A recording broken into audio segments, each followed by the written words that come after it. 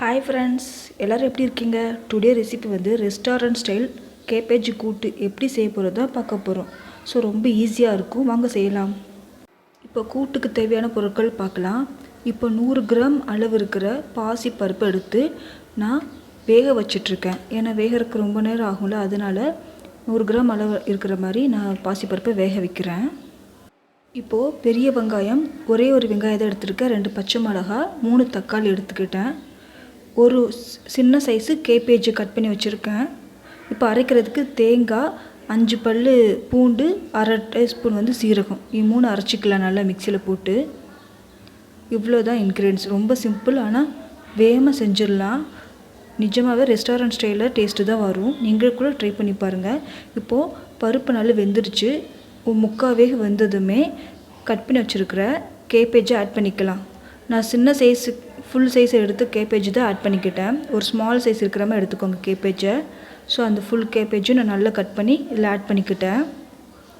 பருப்பு முக்காவே வந்தது அப்போ அந்த ஸ்டேஜில் ஆட் பண்ணுங்கள். அப்புறம் ஆனியன், 2 பச்சை மிளகாய் அதையும் சேர்த்துக்கிட்டு இதோட.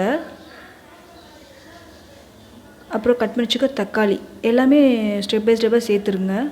ஏன்னா இதுவும் பாயில் ஆகணும்ல, அதனால் நல்லா கிளறி விட்டுக்கோங்க. ஆல்ரெடி 2 பச்சை மிளகாய் போட்டதால் இப்போது நான் 1/2 டீஸ்பூன் மட்டும் சாம்பார் பொடி சேர்த்துக்கிறேன். ஏன்னா ஸ்பைசி கொஞ்சம் ஆல்ரெடி இருக்குது, அதனால் 1/2 டீஸ்பூன் மட்டும் சாம்பார் பொடி சேர்த்துக்கிறேன். நல்லா எல்லாம் மிக்ஸ் பண்ணி விட்டுக்கோங்க. இது ரொம்ப ஈஸியான மெத்தடு, ரொம்ப டேஸ்ட்டாகவும் இருக்கும். நல்லா மிக்ஸ் பண்ணிக்கோங்க. இப்போது 1/2 டீஸ்பூன் இருக்கிற மாதிரி மஞ்சத்தூள் ஆட் பண்ணிக்கிறேன். 1/2 டீஸ்பூன் மஞ்சத்தூளும் சேர்த்து நல்லா கிளறி விட்டுக்கலாம். எல்லாம் பிளெண்ட் ஆகிற மாதிரி மிக்ஸ் பண்ணிக்கோங்க. எக்ஸ்ட்ரா உங்களுக்கு தண்ணி தேவைப்பட்டால் கொஞ்சம் தண்ணி ஆட் பண்ணிக்கோங்க. தேவையான சால்ட் ஆட் பண்ணிக்கிறேன். சால்ட்டையும் ஆட் பண்ணி நல்லா கிளறி விட்டுக்கலாம். ஓரளவுக்கு உங்களுக்கு எவ்வளோ தேவைப்படுதோ அந்த அளவுக்கு தண்ணி கொஞ்சம் விட்டுக்கோங்க. ஏன்னா நான் இப்போ இந்த ஸ்டேஜில் அரைச்சி வச்சிருந்த தேங்காய் விழுது ஆட் பண்ணிக்கிறேன். தேங்காய், பூண்டு, சீரகம் 3யுமே மிக்ஸ் பண்ணி அரைச்சி வச்சுருந்தோம், அதில் மிக்ஸ் பண்ணிக்கலாம். நல்லா மிக்ஸ் பண்ணி விட்டுட்டு தேவையான தண்ணி ஊற்றிக்கோங்க. இப்போது ஒரு 10 நிமிஷம் சிம்மில் வச்சுட்டு 10 நிமிஷம் லிட்டு போட்டு, பேனோட லிட்டு போட்டு நம்ம மூடி வைக்கலாம்.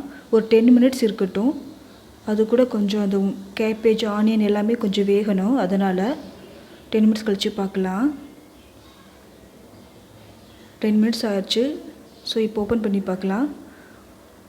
கேபேஜ், ஆனியன் எல்லாமே நல்லா பாயில் ஆயிடுச்சு. ஸோ இந்த ஸ்டேஜில் நம்ம இதுக்கு தாளித்து ஊற்றிக்கலாம். இன்னும் தாளிக்கவே இல்லைல்ல, அதனால் சீசனிங் பண்ணலாம். நான் இரும்பு கடாய் எடுத்துக்கிட்டேன். முடிஞ்ச அளவுக்கு நீங்களும் இரும்பு கடாய் இருந்தால் ட்ரை பண்ணுங்கள். உடம்புக்கு ரொம்ப நல்லது, அயன் கண்டென்ட் சேரும்னு சொல்லுவாங்க. ஸோ நான் இரும்பு கடாய் எடுத்துகிட்டு அதில் ஆயில் ஆட் பண்ணிக்கிட்டேன். கடுகும் சீரகமும் சேர்த்துக்கிறேன். 1/2 டீஸ்பூன் கடுகு, 1/2 டீஸ்பூன் சீரகமும் சீசனிங்காக சேர்த்துக்கிறேன் தாளிக்கிறதுக்கு. கடுகு ஃப்ரை ஆனதுமே கேபேஜ் கூட்டு இருக்குல்ல, அதில் ஆட் பண்ணிக்கிறேன். நல்லா ஆட் பண்ணி நல்லா கிளறி விட்டுக்கோங்க. முடிஞ்ச அளவுக்கு நீங்கள் இரும்பு பாத்திரமே இருந்தால் அதிலே குக் பண்ணி பாருங்கள். டேஸ்ட்டும் நல்லாயிருக்கும், உடம்புக்கு நல்லது. இப்போ லாஸ்ட்டாக நான் கொஞ்சம் தேங்காய் எண்ணெய் ஆட் பண்ணிக்கிறேன். சில ரெசிபிக்கு தேங்காய் எண்ணெய், நல்லெண்ணெய் இந்த மாதிரி லாஸ்ட்டாக நீங்கள் ஆட் பண்ணால் டேஸ்ட்டு நல்லாயிருக்கும், ஃப்ளேவரும் கொடுக்கும். ஸோ அதனால் லாஸ்ட்டாக நான் இப்போ தேங்காய் எண்ணெய் ஆட் பண்ணிக்கிறேன். அவ்வளோதான். இப்போ ரெடி ஆயிடுச்சு. ரெஸ்டாரண்ட் ஸ்டைல் கேபேஜ் கூட்டு ரெடி ஆயிடுச்சு. நீங்கள் கண்டிப்பாக ட்ரை பண்ணி பாருங்கள். ரொம்ப டேஸ்ட்டு ரொம்ப நல்லாவே இருக்கும். டேஸ்ட்டு நல்ல டேஸ்ட்டாக இருக்கும். நீங்கள் செய்கிறது உங்களுக்கே கண்டிப்பாக லைக் பண்ணுவீங்க. ஸோ செஞ்சு உங்கள் வீட்டில் செஞ்சு அசத்துங்க. லாஸ்ட் அவ்வளோதான். இப்போது ஸ்டவ் ஆஃப் பண்ணிடலாம். கேபேஜ் கூட்டு ரெடி ஆயிடுச்சு. நல்ல ஃப்ளேவர் வருது. ஸோ அவ்வளோதான், நான் ஸ்டவ் ஆஃப் பண்ணிடுறேன். ஈஸியாக செய்கிற, குவிக்காக செய்யலாம், டேஸ்ட்டாகவும் இருக்கும். கண்டிப்பாக நீங்களும் உங்கள் வீட்டில் ட்ரை பண்ணி பாருங்கள். உங்கள் ஃபீட்பேக்கை கமெண்ட் பாக்ஸில் சொல்லுங்கள். இது நிஜமாக ரெஸ்டாரண்ட் ஸ்டைலில் இருக்கும். கண்டிப்பாக ட்ரை பண்ணுங்கள்.